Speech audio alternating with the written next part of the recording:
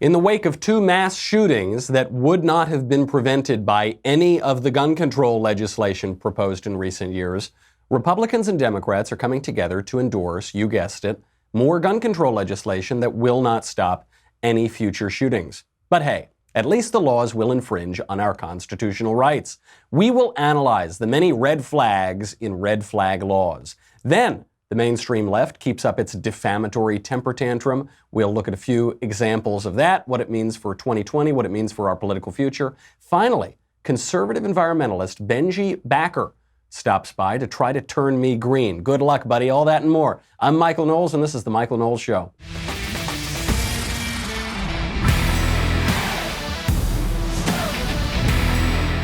Red flags and green conservatives. We've got a whole slew, the whole rainbow of politics today. I want to start with red flag laws because, unfortunately, it seems the president, conservatives in Congress, and obviously the entirety of the far left did not watch my show yesterday. They just didn't listen. I hate to say I told you so, particularly on this topic, but I pointed out yesterday that all of the reaction, particularly on the left, to these two awful shootings over the weekend has been emotivist. It has been grounded in raw emotion.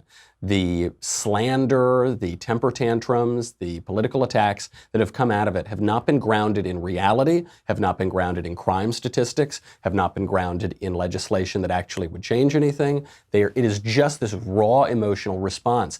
And I feared, as I have seen my fears vindicated, that conservatives, in the desire to be seen as doing something, would allow their emotions to run away with them and embrace gun control laws that would not have stopped the attacks and will not stop future attacks. Turns out I was right. You know, after the last few mass shootings, the conservatives did a pretty good job of thinking with their heads and not just thinking with their overheated emotions. This one was different. I don't know why, but for some reason this one has conservatives backing gun control. So what are the gun control laws that get proposed when there are mass shootings? They always talk about banning assault weapons, and obviously there's no such thing as an assault weapon. All weapons are assault weapons. The term was made up in the 1980s to confuse people who don't understand the difference between an automatic, fully automatic assault rifle, which have been banned in this country for decades, and regular old guns where you pull the trigger once and one bullet comes out, which is true of pistols, it's true of revolvers, it's true of the AR-15 and every other rifle in between that you can get in the open market. So they talk about banning assault weapons. I don't think that's really going to go anywhere. I don't think there's an appetite for that. We know that these so-called assault weapons are involved in very, very few shootings per year, very, very few homicides. The vast, vast majority of homicide and suicide, of gun deaths per year, come from handguns. 22 times, more than 22 times, the number of deaths that include rifles of any sort, including the so-called assault weapons. So I think the assault weapons ban is dead on arrival. Then there's the question of banning handguns, which are obviously involved in the vast majority of gun-related deaths per year. That isn't going to happen. Why? Because it's unconstitutional. They tried to ban handguns in D.C. That was overturned in the Heller decision. You have a Second Amendment right to a gun. And if they're not going to ban handguns, then they're not going to address the problem, the problem of gun-related deaths. So then you get to the question of a constitutional amendment, which is what the left really wants. What the left really wants to do is just gut the Second Amendment, take away your individual right to keep and bear arms, which we've had in this country since the very beginning, and which we inherited from English law. I don't think they're going to do that. I don't think there's any support for that, even among many Democrats who represent red states. Ain't going to happen. So then we get to this legislation, which everybody is endorsing, and that is red flag laws. Why are red flag laws popular? Right now you've got Donald Trump saying that he supports red flag laws. You've got Lindsey Graham saying he supports red flag laws. He's working with Democrat Dick Blumenthal, the guy who lied about his Vietnam War service, to endorse red flag laws. Why is this gaining support? It's gaining support because people don't know what it is. It kind of sounds good. Like all of these pieces of gun control legislation, it sounds good in theory. Yeah, if there are red flags, we don't want that guy to have a gun. And so they're getting behind it. Also because it hasn't been in the public view for a long time, so people don't know why they're so bad. Right now, 17 states have approved some version of a red flag law. That includes Florida, New York, Connecticut, Illinois, Indiana, and California. Before the Marjory Stoneman Douglas shooting last year in Broward County at that high school, there were only 5 states that had these laws. So red flag laws are gaining steam over the past year, and they don't work, is the trouble. So one of the earliest states to pass a red flag law was Connecticut. They passed red flag laws in 1999, and obviously one of the deadliest mass shootings at a school happened 13 years later at Sandy Hook. Now, what do red flag laws do? They say that if there are red flags in a person's history, their behavior, what they're writing, they're getting in trouble at school, they're posting things on the internet, it's pretty nebulous, then you can bring that kid before a judge and the judge can deem him incapable of holding a gun and take away his constitutional right to own a gun. In certain states, the parents can haul their kids, or family members can haul their crazy uncle, before the judge and say, he shouldn't have his constitutional right to own a gun, and the judge can say, okay, that's fine. And then this is regularly brought back up, and this lack of a constitutional right can be extended basically in perpetuity. Why is this so bad? I'm not against taking guns away from crazy people. I don't think crazy people should be able to get guns, and we do have a problem in this country of crazy people getting guns. But it should be very, very, very difficult to take away someone's right to have a gun. Why? Because the right to own a gun is not the same as the right to drive a car. Driving a car is a privilege. Owning a gun is your civil right. It is your Second Amendment right. It is right there in the Constitution. So how should we make it such that you can take away guns from crazy people? We'll get to that in a second, but first I have to thank our friends over at Ancestry.com. And I love Ancestry. I have been a longtime client of Ancestry and a longtime customer because I love history. I was a history major. My grandfather has spent years and years researching our genealogy, and I love it. Do you ever wonder where your family comes from? You can discover more about them and learn more about your history by combining the Ancestry DNA test with billions of historical family records. So I've already done my Ancestry DNA test. It's very easy. You spit in a little tube, you mail it in, and it tells you all about your background, which is kind of surprising to me. I found out that I'm actually more British than Italian. Big surprise to my swarthy skin and oily hair, but it turns out I'm slightly more British than Italian. The Ancestry test is only one part of it, because then you can go back and connect it with all of these historical records. I mean, I found out I have 4 ancestors from the Mayflower. We can trace that all the way back. Ancestors who fought in the American Revolution alongside George Washington, who went to Valley Forge, who were at Bunker Hill. I mean, you can get all this sorts of stuff, and it goes back very, very far. They've combined DNA results with over 100 million family trees and billions of records to give you more insight into your genealogy and origins. Only Ancestry can tell you such a rich story with unique features that give a more complete picture about the person that is in your tree, the person that you are because of all those people before you. You can find out how your ancestors become more than just a name. And it's very easy to get started. Right now, go to Ancestry.com today. You will get 20% off your Ancestry DNA kit. That is Ancestry.com for 20% off your Ancestry DNA kit. Ancestry.com. Go over there, check it out. You get 20% off, and it is super cool. It's like my favorite hobby. Go check it out right now. So I think we should be able to take guns away from crazy people. Totally believe that. Red flag laws are not the way to do it. It should not be the same as taking away someone's right to drive a car. You know, if you get too many speeding tickets, they can take away your driver's license because you don't have a civil right to a driver's license. You don't have a constitutional right to drive a car. So it's easier to take away that right. Guns are different. You have a civil right to a gun. So if we're going to take away people's civil rights, you got to go for it. You got to really go for it. You should basically not be able to take away someone's right to own a gun unless you are willing to throw them in a padded room and lock the door, put them in a straitjacket, take away their right to vote, take away their right to live on their own, take away their right to work and be a part of polite society on their own. I'm fine. I think we should be able to do that. This ties in with the mental health aspect of all of these mass shootings. We don't have a system in this country anymore to lock up crazy people who are a danger to themselves and a danger to others. We should have that. It was very well-intentioned when we got rid of the insane asylums. We got rid of them in large part because of the development of psychiatric drugs whereby people would take them and they would stop being crazy. They would get even. They would be able to behave in normal society. Trouble is that once they got out of the asylums, they stopped taking the drugs, they wind up on the street, they wind up a danger to themselves and to others. We went way too far in that direction. Many of the pioneers of closing down the asylums now regret it because we let way too many people out. We need to make it easier in this country to involuntarily commit people. When you involuntarily commit people, you are taking away their civil rights. But this is not an infringement on their liberty because when you are insane, you are not capable of liberty. You need to be sane in order to access your freedom. Otherwise, you become a slave to passions and into lunacy. What the left wants to do, though, they don't want to go all that way. They don't want to follow those ideas to their logical conclusions because they don't really view guns as a civil right. They don't really view your Second Amendment rights as a core civil right. They view it as this unfortunate vestigial part of the Constitution, and they want to get rid of it, and so they're going to chip away at it slowly and consistently. Don't let them do that, and conservatives shouldn't fall for this, whether it's the president, whether it's senators, whether it's your rank-and-file conservative. Fine, you want to do something? That's the do something.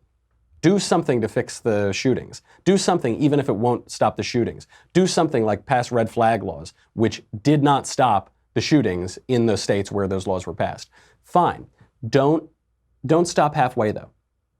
Don't let them have their cake and eat it too. If you want to take away people's civil rights, take away their civil rights, but don't lie to me and only take away the civil rights you want to take away, but not all of the others. That doesn't make any sense. It's pretty dangerous. It's unconstitutional. If you want to take away people's civil rights, make a serious argument for it. They're not going to do it, though, because there aren't serious arguments to be made here. The left is not making serious arguments. They're having a temper tantrum. You saw this over the past few days. We talked about it yesterday. It's still going on. Here on MSNBC is MSNBC host Nicole Wallace making her this is her big argument about white supremacy and the threat it poses to the country. Her big argument is that President Trump is talking about exterminating Latinos. Here she is.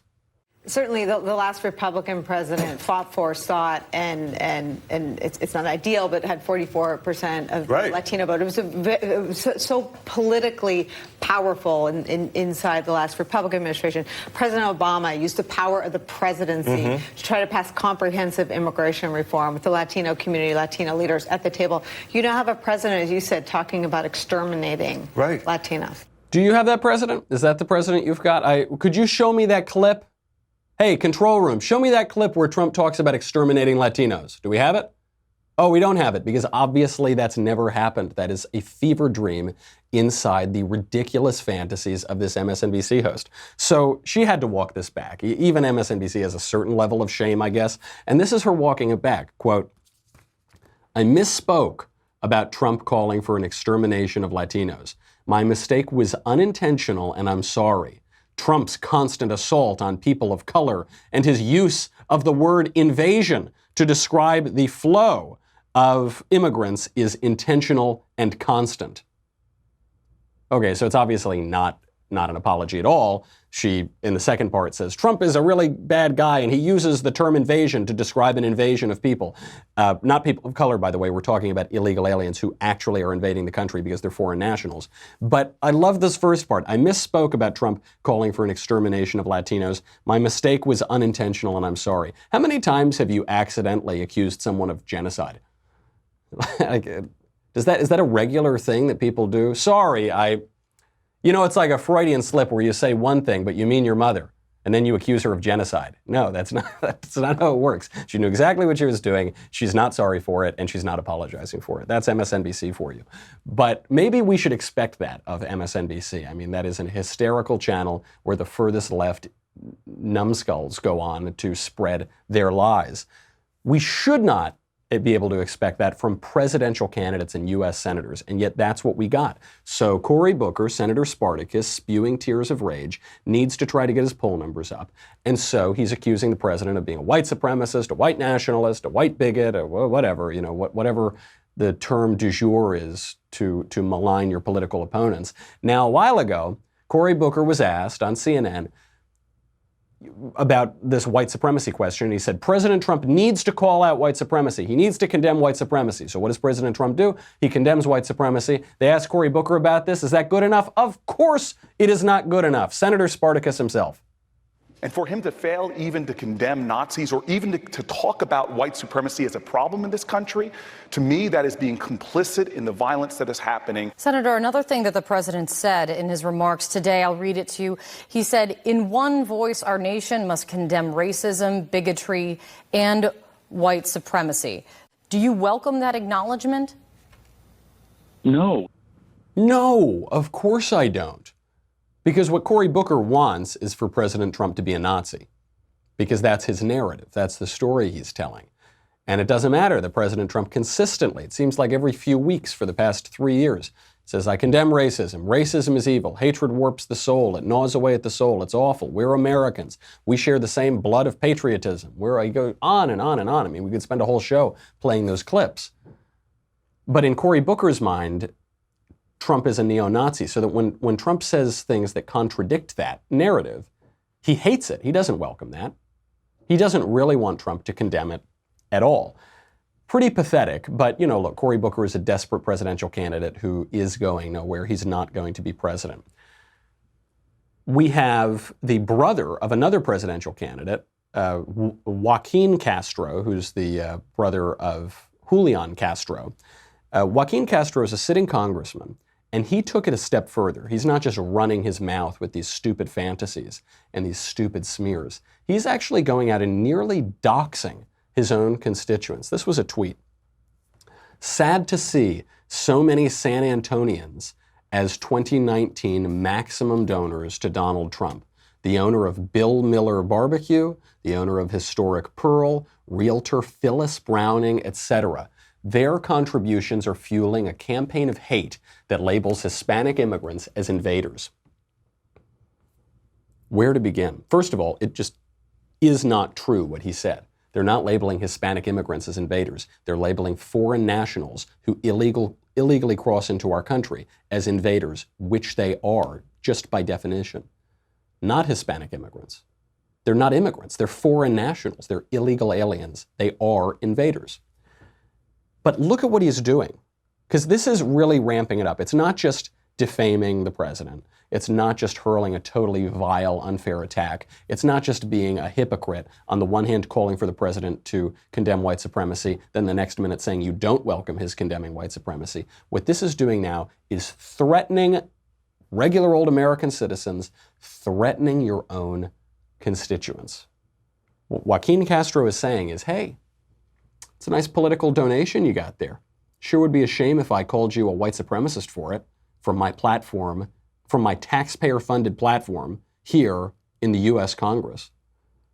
He's intimidating people into not donating to Republicans by threatening to not quite dox them. He doesn't quite release their personal information. I mean, just by revealing their identities from that massive national platform, surely their personal information is now going to get out. This is the age of the internet. Everybody's personal information is everywhere. So if you just call attention to somebody from such a big stage as that information is going to get out. Functionally, it is the same as doxing. But what a vile, disgusting thing to do.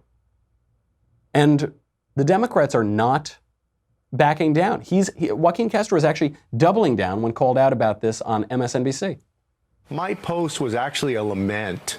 If you look at my language, I said that it's sad that these folks, many of whom are prominent business owners in San Antonio, a city that's about 65% Hispanic, their customers, the people that have made them wealthy, their employees, the people that have worked for them for years, many of those folks are Hispanic, and they're giving their money to a guy who's running ads talking about Hispanics invading this country.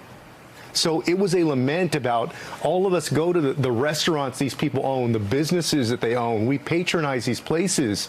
And they're giving their money to this guy who's taking their money and using it to buy Facebook ads talking about how Hispanics are invading this country.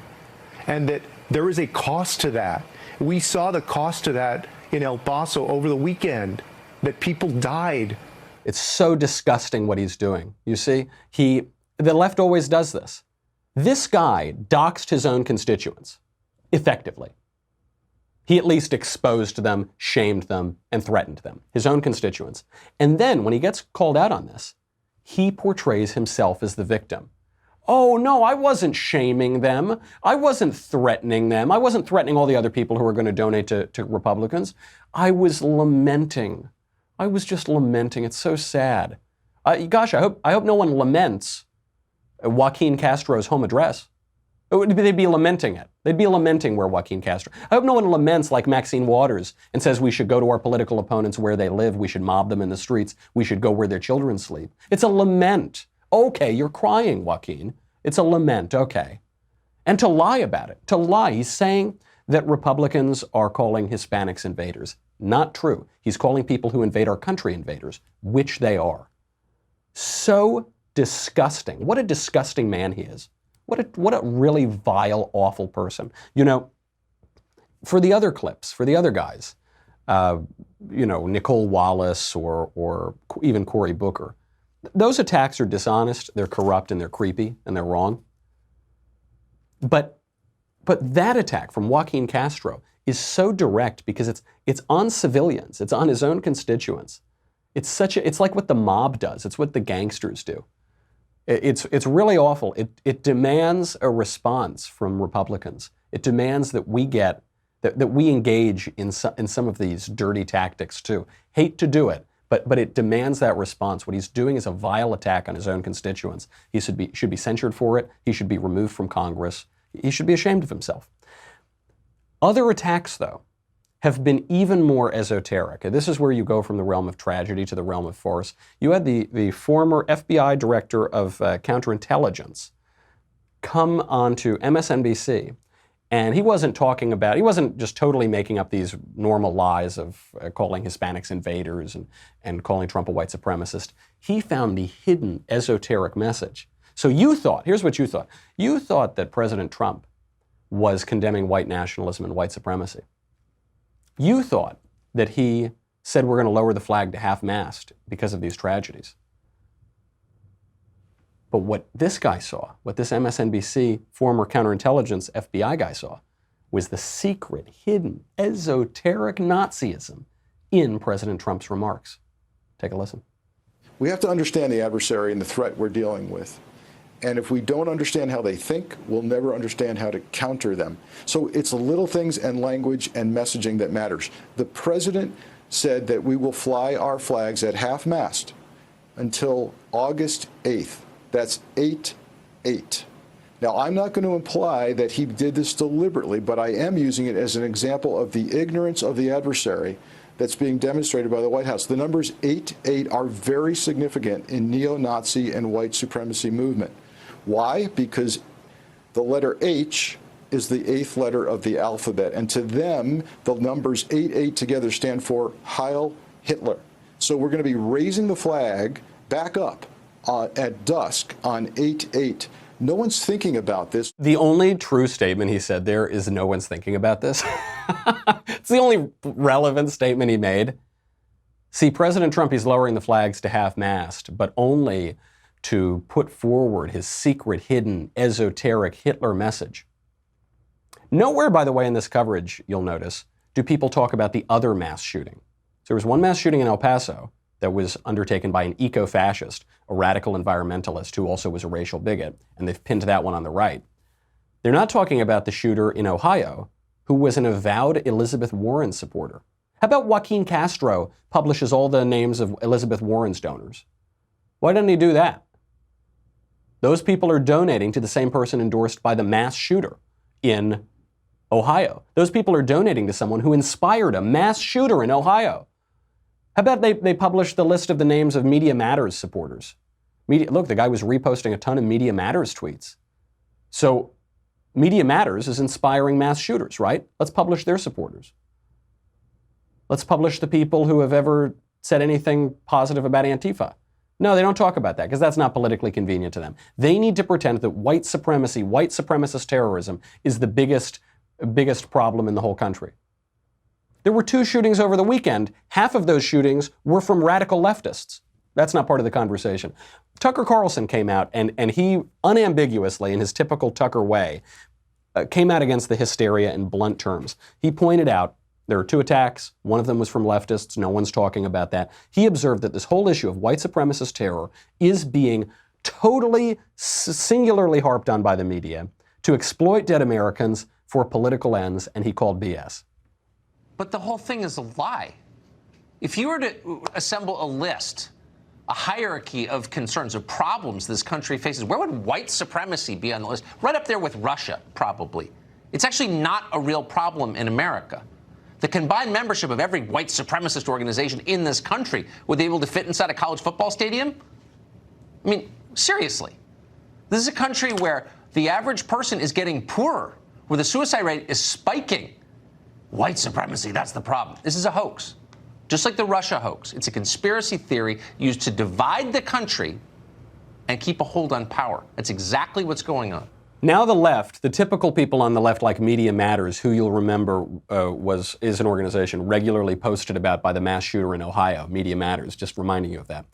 Media Matters is going after Tucker, trying to take away his show for saying that this singular focus on white supremacy as the biggest problem in America is a hoax. Well, just look at the numbers. The Guardian, out of the UK, published an article just a few days ago showing the number of how many people have been killed worldwide over the last 8 years in white nationalist-linked attacks. Worldwide, not just in the United States. The last 8 years.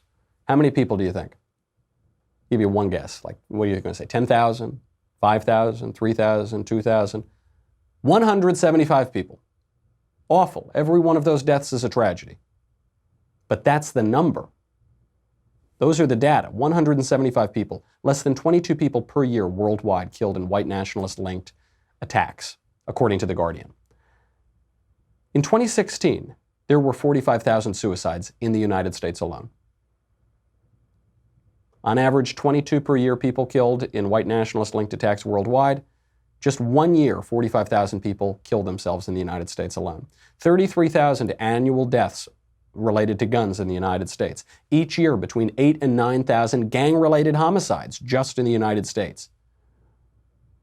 Obviously, what Tucker is saying is empirically true.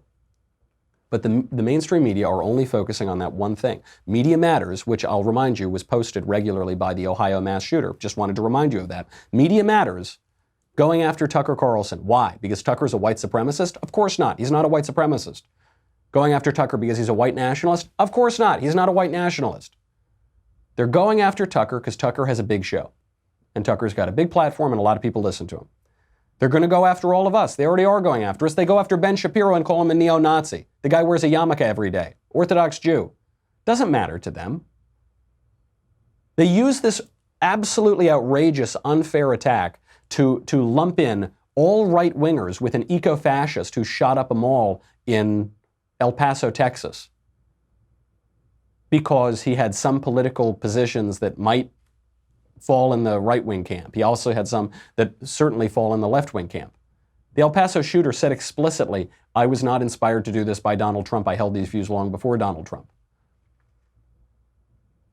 The same group, they lump all of us in. They don't acknowledge that they were retweeted by the shooter in Ohio. The same people. So despicable. So shameless. That's the present left. The future left gets even more farcical. We'll take a little visit down to the Democratic Socialists of America convention in just a little bit. But first, we're going to bring on our pal, the conservative environmentalist Benji Backer. We are going to talk about trade in China. We got a whole lot to do. We got to take a break, though. You are almost out of time to purchase tickets to our Backstage Live show on August 21st at the Incredible Terrace Theater in Long Beach, California. Ben Shapiro, Daily Wire God King, Jeremy Boring, Andrew Klavan, and myself will be chopping up the winners and losers of politics and pop culture. Best of all, we'll be answering your questions from the audience. Tickets are available at dailywire.com/backstage, and there are still a few VIP tickets available. Not many, though. They are really running out, so make sure if you want to get that VIP ticket package, you got to go do it ASAP. That includes premium seating, photos, and meet and greets with each of us, and a special gift from Ben, among other things. They are selling fast. Head over to dailywire.com/backstage. Get yours today. Go to dailywire.com. We'll be right back with a whole lot more.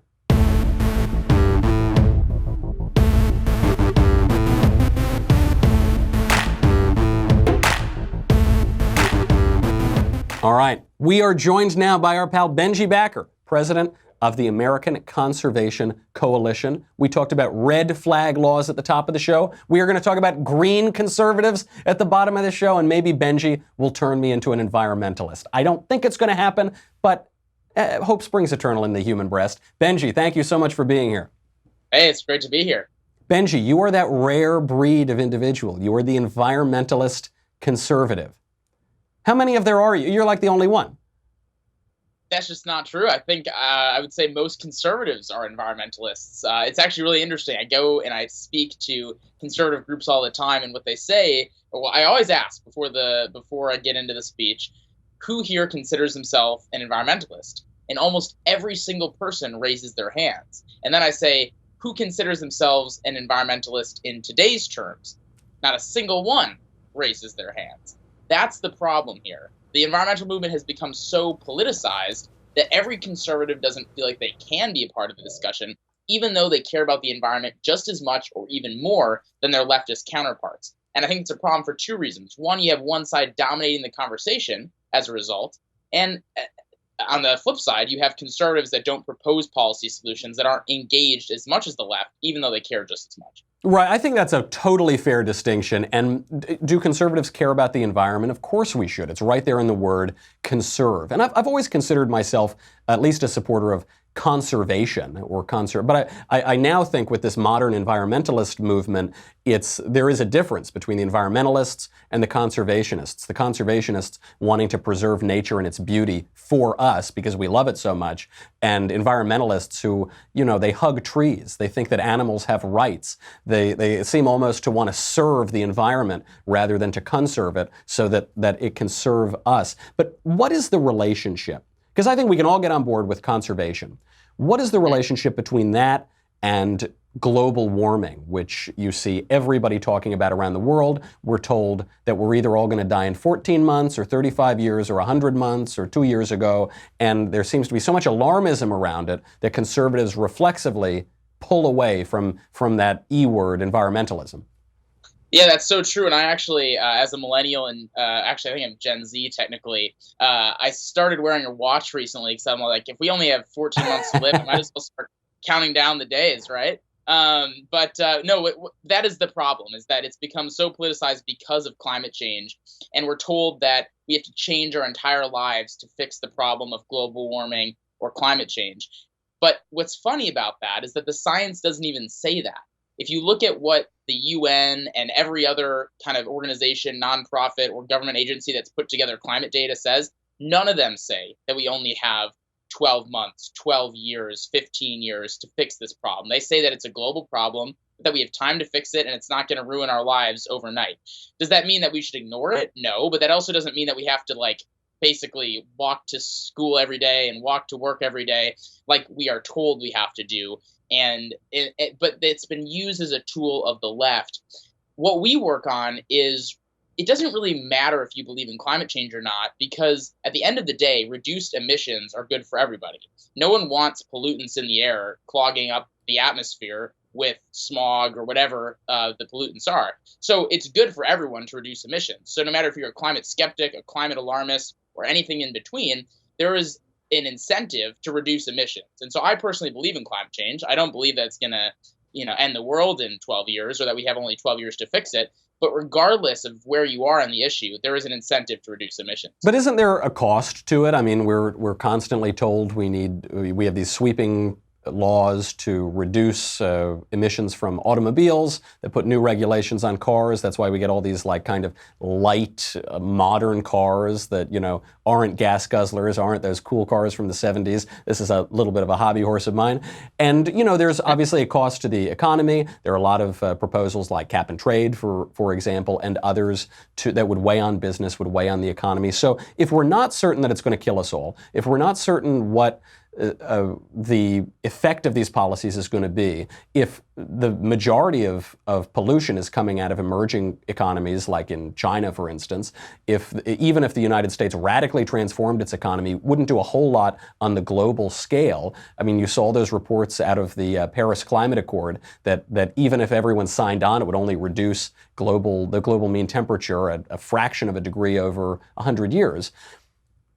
then what is the end goal? Because the whole issue just seems so blurry to me. No one can tell me what it's going to look like if we do nothing. No one can tell me what the cost of the emissions is going to be. Specifically, what do we want? So on the first part of that, it is not impossible to reduce emissions it's not impossible to reduce emissions without growing the size of government, because you even look at clean energy today, and like Texas is number 2 in wind power in the country, which most people don't know because they think Texas is just the devil state if they're an environmentalist, probably. But at the end of the day, it's becoming cheaper and more cost efficient to use nuclear, wind, hydro and solar, which are clean energy sources. And so that's taking emissions out of the air, and it's actually more cost effective. So you've got companies across the country that are switching to 100% clean energy, and they're reducing their emissions as a company because it's cheaper and because it helps the environment at the same time. So those two things the economy and the environment don't have to conflict, despite what the left says. They definitely do not have to. But at the same time, what we need to do is, in the United States, we lead the globe on pretty much every issue within history. And so if you look at what we can do on climate change and reducing emissions, we can use an all-of-the-above energy approach and figure out new technology and innovation. There's this thing called carbon capture, which takes carbon out of the atmosphere and reuses it for products, which is really, really cool. And those are the types of things that we can give to other nations like China and India. If we switch to wind and solar overnight, like the Green New Deal wants us to do, none of those countries would be able to do that. And you're right, it would just be a shot in the dark.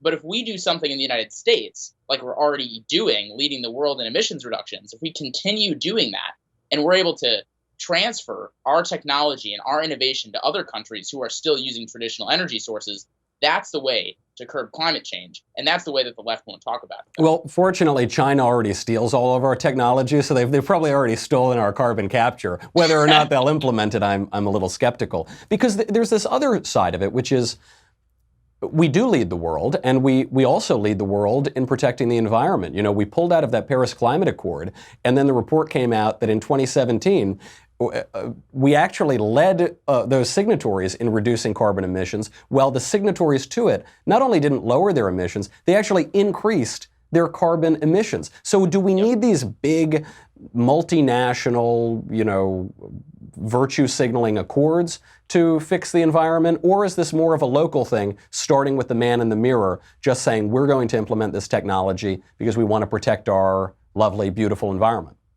I think the latter. And what people don't understand oftentimes within this community is that every country is in a different place. China's in a different place than we are. Europe is in a different place than we are. You can't create a multinational agreement and just put everybody into the same box. It's like Common Core on steroids. So what it comes down to is the opportunity for us as a country to show what we can do with what we have and showcase that to other countries. And we're already doing that. Like you mentioned, 7 out of the last 10 years, we have led the world in emissions reduction. We haven't done that because of a Paris Accords. We haven't done that because of a carbon tax. We haven't done that because of cap and trade. We've done that because of innovation and technology. Does that mean we're done and that we should stop caring about the environment and that we don't have work to do? No, it doesn't mean any of that. But it shows that we're on the right track. And it also shows that when you take an approach where you're looking at your own government and your own economy first, and you're looking at how you can improve that, that is the best way to go forward on every environmental protection. And that's why state parks, for example, are way better managed than national parks. When you get it lowered down, as we know as limited government conservatives, it oftentimes is a lot better. And that's the same thing on the environment. A multinational agreement is way less effective than the United States doing its own actions. State actions are even more efficient. That's just how it goes within the environmental community. But again, that's just something that's not talked about. Yeah, that's an absolutely correct point. Speaking of that issue being talked about, where can people find you? Yeah, so we are a nonprofit focused on these issues, trying to build the grassroots of the environmental community within the conservative community. It's acc.eco. So instead of .com, it's .eco, acc.eco. And if you're conservative or libertarian or moderate who cares about the environment, we're the home for you. I like that. acc.eco. I want a .eco website. That seems very cool. MichaelKnowles.eco. MichaelKnowles.eco. I want it to stand for economics, though, baby. Give me all that sweet, sweet money. You can make it whatever you want. That's true. And then I guess I could be a green Republican, too. Benji.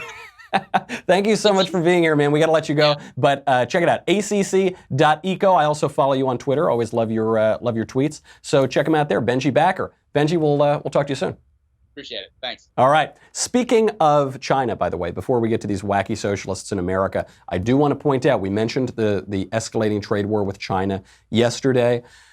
CNN has a headline today which shockingly is correct. And I know, look, a broken clock twice a day is right. CNN points out today that China has a $1.1 trillion weapon in trade right now that they may or may not use. I hope they don't use it, but they very well might. And that $1.1 trillion weapon is they buy up our debt. And so they buy up all of our debt. They are America's biggest creditor. So in theory, if China wanted to, they could trigger a panic in bond markets by dumping some of their U.S. treasuries that they have. I mention this just to remind people that trade is a much bigger issue than partisans and ideologues on both sides are trying to make it out to be. There's some people who say free trade all the time, no argument for tariffs, no argument to keep manufacturing in your own country. And then there are some people on the other side who have been saying for years and years, we only need economic protection. We got to keep our jobs here. We don't need to trade with the rest of the world. I think unfortunately the camp in the primary camp is the larger one, but it's much more complicated than that. If tariffs are always evil, why does everybody have them? If a trade war with China is just invariably terrible, are there other costs? Are there, why would China buy up all of our debt? Why does China want all of this manufacturing? Why does China devalue its currency to increase their trade deficit, or their trade surplus, rather? If trade deficits and trade surpluses don't matter, why has China made such a concerted effort to exacerbate that trade deficit? Obviously, this is much more complicated, and it involves a lot more than cheap Chinese goods. We all want cheap goods. We all, as consumers, want cheap goods. But there is more to life. There is more to the economy. There is more to politics than consumerism. So I don't think, just to remind you a little bit of the timeline here, China has been, since 2001, since it entered the World Trade Organization, they have been breaking the law. They have been illegally subsidizing their steel and aluminum. They've been stealing our intellectual property. They've been levying hidden taxes on U.S. companies by forcing those companies to work with local banks there that add no value. They just simply take money. It's just an extortion racket. They have been spying on us, putting spyware in our technology. And they've been illegally manipulating their currency to exacerbate that trade deficit and to keep the exports flowing out of China. We now responded to that under President Trump, first time we've gotten serious on it in a long time, by levying tariffs, and then just this week by the Treasury Department labeling China a currency manipulator. Now we're going to see what China's going to do for that. Are they going to back down, or are they going to go really hard? Are they going to, say, sell off their U.S. treasuries? I don't think the sell-off of U.S. treasuries is going to happen because it would undermine China's desire to attract foreign investment. But all of this is to say we are in a trade war that has been a long time coming. It is not avoidable. It is not just the stupidity of President Trump or the inability of President Trump to understand the wonders of free trade. We don't currently have a legal free trade relationship with China. This has been building for almost 2 decades. Trump is finally doing something about it. We should gear up. We should buckle up because it has to happen for the long-term health of the United States. Speaking of crazy socialists, not just in China, but in the United States, you look around at the present left, the candidates running for president and the people on television, and you think, gosh, this is pretty bad. Because I am both an optimist and a pessimist, I want to tell everybody who thinks things couldn't get any worse, oh, yes, they can. Looking at our universities, looking at the young activists, looking at the democratic socialists of America, things are going to get a whole lot wackier. Just take a little glimpse at the grievances that the DSA is having at their national convention. Quick point of privilege once again. Hi, James Jackson, Sacramento DSA, he, him. I have already asked people to be mindful of the chatter of their comrades who are sensitive to sensory overload, and that goes double for the heckling and the hissing. It is also triggering to my anxiety. Like, the be comradely isn't just for like, let's keep things civil or whatever. It's so that people aren't going to get triggered and so that it doesn't affect their performance as a delegate, okay? Your need to express yourself is important, but your need to express yourself should not trump or I can't wait until that guy's a congressman. Congressman Trigger, the Democrat representing, I don't know, probably AOC's district in about 10 or 20 years. There are going to be a lot of rules, too. I mean, they could barely even get started with all the triggering comments because of all the rules. Just a little glimpse of some of the regulations the DSA imposes on their own conference. We have quiet rooms that are available. There's a range of options of these, right? One thing to note there, please don't go into that space with anything that's like an aggressive scent, for instance, right? First and foremost, use the proper doors. Don't try and exit through these or any other sort of like fun shortcuts you see. You have to have your credentials at all times. There are right-wing infiltrators who are trying to get in here and generally try to be chill, right? Take a deep breath. Feel better before you say anything. Please don't tweet photos of your credentials. If you have friends here that you would like to be here and they don't have credentials, don't let them in. Don't make exceptions for those people. Don't really talk to anybody who doesn't have a credential, especially if they claim to be from the press. Please do not talk to anybody who identifies themselves as a member of the press. Don't talk to cops. Don't talk to MAGA. Don't talk to cops if there are cops there for any reason at all, right? If you do see someone talking to cops, let the marshals know. Okay, did you get all that? Did you get all the things you cannot do? You can't do it. That's going to be the Democratic Socialists of America. You can't do that. That's going to be their campaign slogan. Get used to it, folks. I mean, we should enjoy the glory days of right now when they're just trying to take away our cars and our airplanes and our cows and our houses, because these guys, AOC is moderate compared to the future Democratic Socialists of America. Gear up for the end of our politics. Okay, that's our show. We got a lot more to get to, but we'll do it tomorrow. In the meantime, I'm Michael Knowles. This is The Michael Knowles Show. See you then.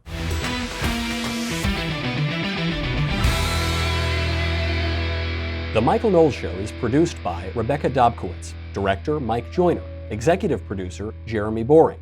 Our senior producer is Jonathan Hay, supervising producer Mathis Glover, technical producer Austin Stevens, editor Danny D'Amico. Our audio mixer is Mike Coromina. Hair and makeup by Jesua Olvera. Production assistant Nick Sheehan. The Michael Knowles Show is a Daily Wire production. Copyright Daily Wire 2019.